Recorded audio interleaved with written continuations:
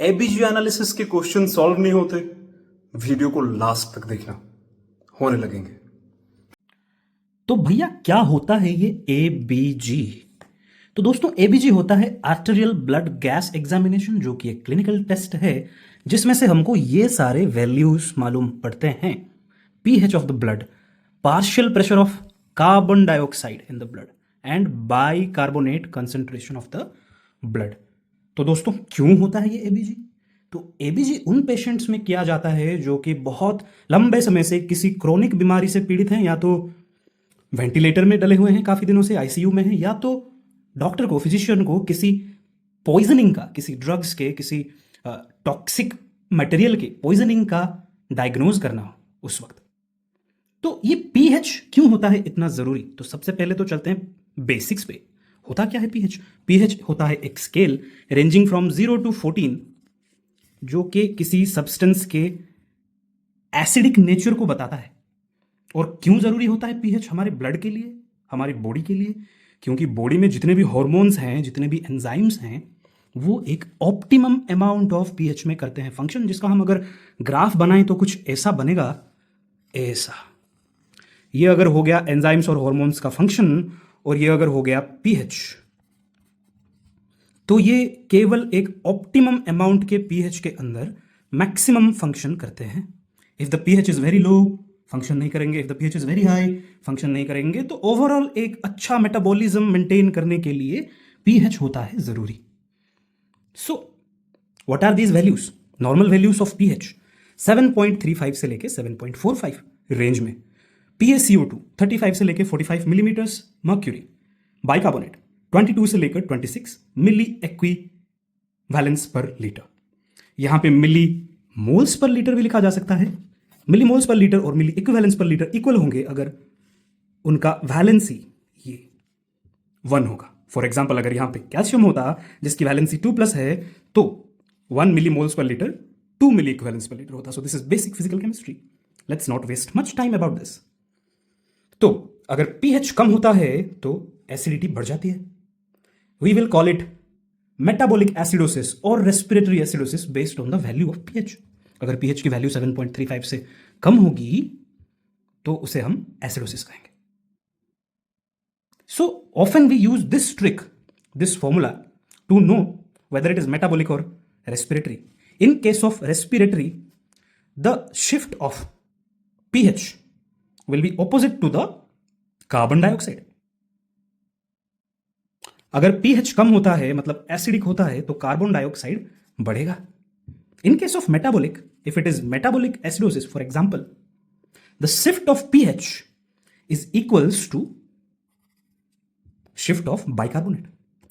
So if it is metabolic acidosis, pH अगर घटता है तो बाइकार्बोनेट्स भी घट जाएगा। ROME, respiratory opposite, metabolic equal.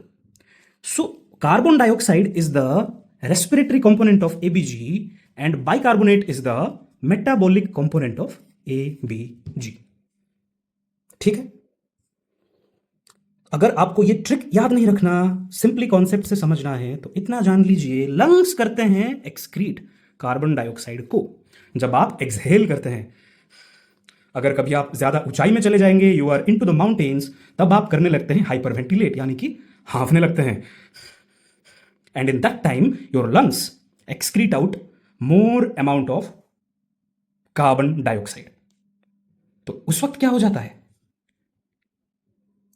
Partial pressure of carbon dioxide घट जाता है। Coming to this trick, CO2 घट रहा है तो पीएच बढ़ेगा, तो एल्कैलोसिस हो जाएगा, रेस्पिरेटरी एल्कैलोसिस। अगर ट्रिक यूज नहीं करना तो इतना जानना है, carbon dioxide is directly proportional to acidity, क्योंकि कार्बन डाइऑक्साइड बनाता है carbonic acid which is an acid. तो कार्बन डाइऑक्साइड बढ़ेगा तो एसिडिटी बढ़ेगा, कार्बन डाइऑक्साइड घटेगा तो एसिडिटी घटेगा। ये तो हो गया रेस्पिरेटरी एलिमेंट के बाद। Let's come to the metabolic element, bicarbonate, which is frequently excreted by the kidneys maintaining its optimum levels. अगर बाइकार्बोनेट ज्यादा एक्सक्रीट होने लगेंगे तो H+ को न्यूट्रल करने के लिए बेसिक एलिमेंट्स की कमी होने लगेगी और एसिडिटी बढ़ जाएगी, which will be metabolic acidosis.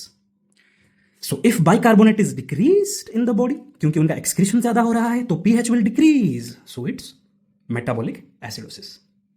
You can either remember from this lovely trick जो सारे स्टूडेंट्स यूज करते हैं, रोम respiratory opposite to pH, metabolic equal shift with pH. Bicarbonates are the metabolic element and PaCO2 is the respiratory element. So what about compensation? Compensation होता क्या है? Compensation मतलब अगर कोई प्रॉब्लम होती है तो उसे सुधारने के लिए जो प्रक्रियाएं शरीर में होती हैं, the changes which our body goes through to bring it back to normal, वापस से नॉर्मल बनाने के लिए. अनकॉम्पनसेटेड मतलब कुछ भी कंपनसेशन नहीं हो रहा. बाइकार्बोनेट और कार्बन डाइऑक्साइड अपने अपने रेंज में हैं. एग्जाम्पल से समझिएगा, pH इज 7.3, नॉर्मल वैल्यू क्या थी 7.35, तो pH घट गया है मतलब एसिडोसिस है. Let's come to the carbon dioxide. Carbon dioxide 50, oh my god, ये तो बढ़ गया है. What's the normal range 35 to 45, the carbon dioxide is 50. Carbon dioxide बढ़ गया है मतलब रेस्पिरेटरी एलिमेंट बढ़ गया है. So it's going to be respiratory acidosis, जबकि बाइकार्बोनेट अपने अपने जगह पे नॉर्मल है. So what will happen now, bicarbonate अपनी वैल्यू बढ़ाने की कोशिश करेगा gradually so that it can compensate the respiratory acidosis. Uncompensated में चेंजेस अभी तक नहीं हुए. 24 is the normal value.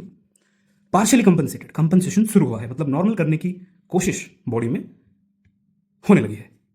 Bicarbonate and carbon dioxide both are out of the range. pH is 7.30, which is acidic. Carbon dioxide is increased and now bicarbonate is trying to increase its value to make the pH normal. Fully compensated, पूरा compensation हो चुका है. pH is in normal range. क्यों? क्योंकि compensation हो गया है भारी मात्रा के बाइकार्बोनेट्स के द्वारा. अगर इतने में क्वेश्चंस होने लगते हैं, let's go to little bit advance level. अगर वो आपसे एनायनिक गैप पूछ ले वैल्यूज को देके, so how do you calculate anionic gap? You simply subtract the sum of chloride and bicarbonate from total sodium.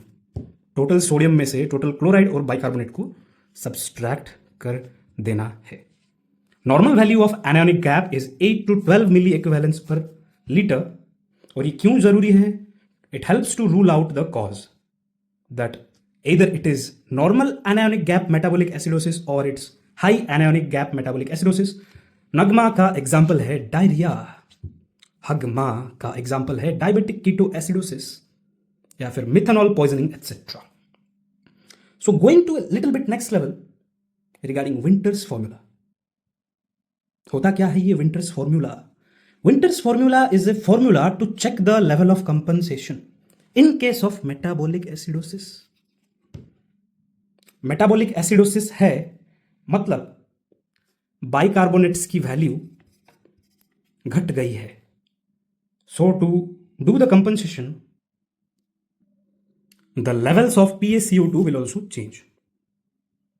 तो this is the expected range of PaCO2 in case of metabolic acidosis. 1.5 multiplied with bicarbonate range plus 8.